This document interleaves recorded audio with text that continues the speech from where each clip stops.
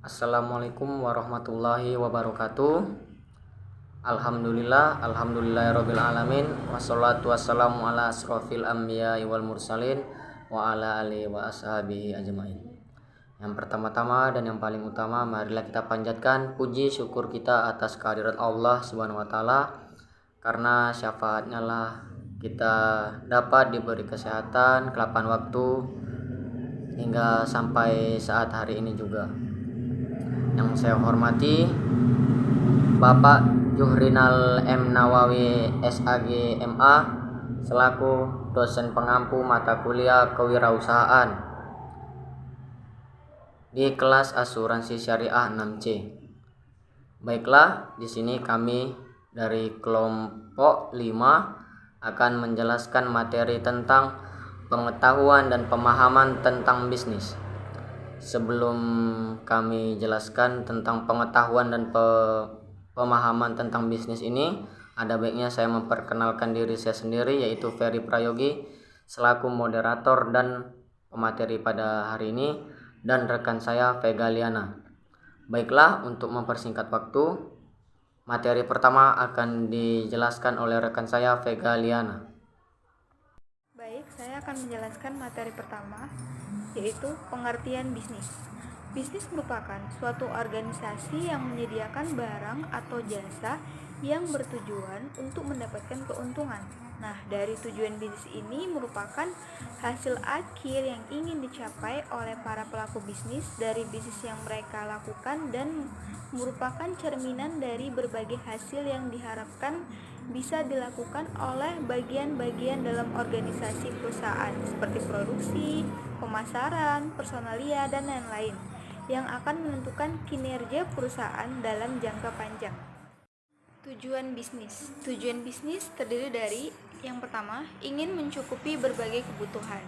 Yang kedua, untuk memakmurkan keluarga. Yang ketiga, ingin namanya dikenal banyak orang. Yang keempat, karena ingin menjadi penerus usaha keluarga. Yang kelima, ingin mencoba hal baru dan ingin memanfaatkan waktu luang dan ingin mempunyai usaha sendiri dan tidak bekerja pada orang lain. Dan yang terakhir, ingin mendapatkan simpati dan lain-lain sebagainya.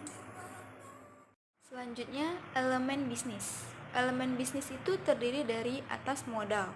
Modal adalah barang-barang atau peralatan yang dapat digunakan untuk melakukan proses produksi. Modal dapat digolongkan berdasarkan bentuknya, juga berdasarkan kepemilikan, serta berdasarkan sifatnya. Nah, modal sendiri di sini adalah modal yang berasal dari dalam perusahaan itu sendiri. Misalnya setoran dari pemilik perusahaan, sementara itu modal masing-masing adalah modal yang bersumber dari luar perusahaan, misalnya modal yang berupa pinjaman bank, dan lain-lain. Oke, yang kedua, bahan material. Bahan material ini adalah bahan yang terdiri dari sumber daya alam, termasuk tanah, kayu, mineral, dan minyak. Selanjutnya, sumber daya manusia. Sumber daya manusia ini harus diperlakukan sama secara hati-hati dan penuh kearifan. Sumber daya manusia adalah ulen tombak pelayanan. Sangat diandalkan untuk memenuhi standar mutu yang diinginkan. Untuk mencapai standar mutu tersebut, maka harus menciptakan situasi yang mendukung. Selanjutnya, keterampilan manajemen. Keterampilan manajemen adalah keterampilan untuk mengatur, mengkoordinasi, dan menggerakkan para bawahan ke arah pencapaian tujuan yang telah ditentukan oleh organisasi. Kemampuan manajerial tidak begitu saja muncul. Manajemen yang berkualitas akan selalu membuka diri untuk diawasi dan dievaluasi oleh setiap stakeholdernya, termasuk menjalankan operasional kerja dengan prinsip-prinsip good governance yang diperkuat dengan panduan etika bisnis. Selanjutnya, lingkungan bisnis. Lingkungan bisnis itu terdiri dari lingkungan ekonomi, yang kedua produk domestik bruto dan produk nasional bruto, yang ketiga tingkat pengangguran, dan yang keempat inflasi, suku bunga, lingkungan teknologi, dan lingkungan hukum politik. Selanjutnya, bidang-bidang bisnis. Bidang-bidang bisnis itu terdiri dari perusahaan manufaktur. Perusahaan manufaktur adalah perusahaan yang di mana aktivitas utamanya adalah mengelola dan mengolah bahan mentah dan bahan baku menjadi sebuah barang jadi yang siap pakai untuk kemudian dijual kepada konsumen pemakai terakhir. Pada dasarnya kegiatan ini dapat juga disebut sebagai proses produksi. Yang kedua, perusahaan jasa. Perusahaan jasa adalah suatu perusahaan yang menjual dan menawarkan produk dalam bentuk pelayanan jasa. Sama halnya ketika seseorang mendirikan badan usaha yang menghasilkan produk tertentu dan kemudian dijual kepada konsumen. Selanjutnya, perusahaan distributor. Perusahaan distributor di sini adalah pihak yang membeli produk secara langsung dari produsen dan menjual kembali ke retailer atau pengecer. Selanjutnya, perusahaan agro. Perusahaan agro adalah bisnis bidang pertanian yang dapat berupa penyediaan input alat-alat kebutuhan pertanian, output hal pertanian berupa sayur dan buah-buahan dalam skala besar maupun kecil. Selain itu, kegiatan pemasaran ini berkaitan dengan produk pertanian dan peternakan, termasuk dalam bisnis. Perusahaan finansial. Perusahaan finansial adalah lembaga keuangan, adalah suatu institusi atau badan usaha yang bergerak di bidang jasa keuangan, yang menghimpun aset dalam bentuk dana dari masyarakat lalu menyalurkan dana tersebut untuk pendanaan kegiatan ekonomi dan proyek pembangunan dengan mendapatkan keuntungan dalam bentuk bunga dengan persentase tertentu. Kemudian perusahaan utilitas adalah perusahaan yang mengoperasikan jasa untuk publik seperti listrik dan air dan biasanya didanai oleh pemerintah. Kemudian perusahaan real estate adalah perusahaan yang dianggap sinonim dengan real property. Kadang-kadang disebut juga realty, berbeda dengan milik pribadi atau personality. Namun untuk keperluan teknisi, beberapa orang lebih memilih untuk membedakan real estate yang mengacu pada tanah dan perlengkapan sendiri.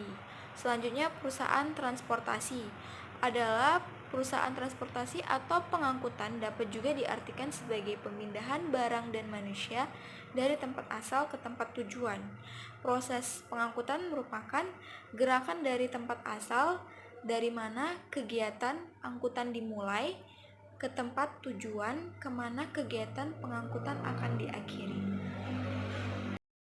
Baiklah, materi selanjutnya masalah yang dihadapi bisnis pemula dan kecil. Ada beberapa masalah yang dihadapi oleh seorang pembisnis pemula dan kecil, antara lain: 1. Berinvestasi tanpa mempelajari lebih dahulu. 2. Berubah arah. 3. Terlalu banyak menerima masukan. Yang keempat, melupakan pentingnya pemasaran. Yang kelima, tidak pernah memprioritaskan konsumen. Yang keenam, pengelolaan uang yang tidak jelas. Yang ketujuh, tidak memiliki jaringan usaha. Yang kedelapan, salah dalam memilih orang. Selanjutnya, karakteristik wirausaha sukses. Ada beberapa karakteristik seorang wirausaha yang sukses. 1. Dapat mengelola keuangan yang benar. 2. Perencanaan ke depan yang baik. 3. Belajar untuk beradaptasi dan fleksibel. 4. Berani mengambil risiko. 5. Kenali pelanggan Anda. 6. Tetap terorganisir. 7. Menciptakan hubungan melalui jaringan. 8. Dapat melakukan apa yang Anda cintai. 9. Memahami apa yang Anda tawarkan. 10. Anda harus selalu siap dan tahu kapan harus keluar. Materi selanjutnya, contoh-contoh peluang bisnis kecil. Ada beberapa contoh peluang dalam memulai usaha bisnis kecil-kecilan, antara lain: 1. Membuat usaha franchise minuman.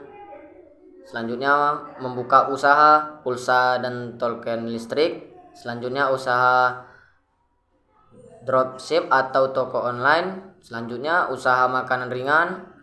Usaha menjual kue kering untuk hari raya. Usaha laundry. Usaha menjual makanan untuk sarapan. Usaha jasa penulis artikel, usaha jasa penerjemah, usaha jasa les privat, dan yang terakhir, usaha rental kendaraan. Materi selanjutnya, perhatian utama bagi bisnis pemula. Ada beberapa perhatian utama bagi seorang pebisnis pemula dan kecil, yaitu: 1. Memilih bisnis yang disukai. dan dikuasai. Yang kedua, melihat situasi pasar. Yang ketiga, modal bisnis. Yang keempat, strategi bisnis dan promosi. Yang kelima, berani mengambil resiko. Yang keenam, networking atau jaringan bisnis dengan berbagai kalangan untuk kemajuan bisnis. Yang ketujuh, perhatikan arus keuangan dengan baik. Selanjutnya, pentingnya etika bisnis. Bisnis dapat dipahami sebagai suatu proses keseluruhan dari produksi yang dirumuskan sebagai usaha memaksimalkan keuntungan atau laba suatu perusahaan dan meminimumkan biaya produksi. Oleh karena itu, bisnis seringkali menetapkan pilihan strategis berdasarkan nilai di mana pilihan tersebut didasarkan atas keuntungan dan kelangsungan hidup perusahaan. Pentingnya etika bisnis dalam kelangsungan suatu perusahaan adalah sebagai berikut. 1. Tugas utama etika bisnis dipusatkan pada upaya mencari cara untuk menyelarakan kepentingan strategis suatu bisnis dengan tuntunan moralitas. Yang kedua, etika bisnis bertugas melakukan perubahan kesadaran masyarakat tentang bisnis dengan memberikan suatu pemahaman yaitu bisnis tidak dapat dipisahkan dari etika. Baiklah, adapun kesimpulan dari materi kami tentang pengetahuan dan pemahaman tentang bisnis ialah mempelajari bisnis berarti menelaah kembali sejarah kehidupan manusia dan lingkungannya dalam memenuhi kebutuhan dan keinginan yang tidak terbatas dengan sumber-sumber yang terbatas. Keinginan bisnis merupakan sebuah sistem operasional yang sangat terkait dengan lingkungan di sekitarnya. Pada masyarakat yang semakin terbuka, kegiatan bisnis harus mampu bersikap lebih fleksibel dan beradaptasi dengan perubahan lingkungan yang ada. Oleh karena itu, mempelajari bisnis sama artinya dengan mempelajari setiap cara manusia dalam memenuhi kebutuhan dan keinginannya dalam suatu lingkungan dengan sumber yang cukup terbatas. Baiklah, demikian presentasi dari kami tentang pengetahuan dan pemahaman tentang bisnis. Kurang lebihnya kami mohon maaf, kepada Allah saya mohon ampun. Saya akhiri, wabillahi taufiq wal hidayah. Wassalamualaikum warahmatullahi wabarakatuh.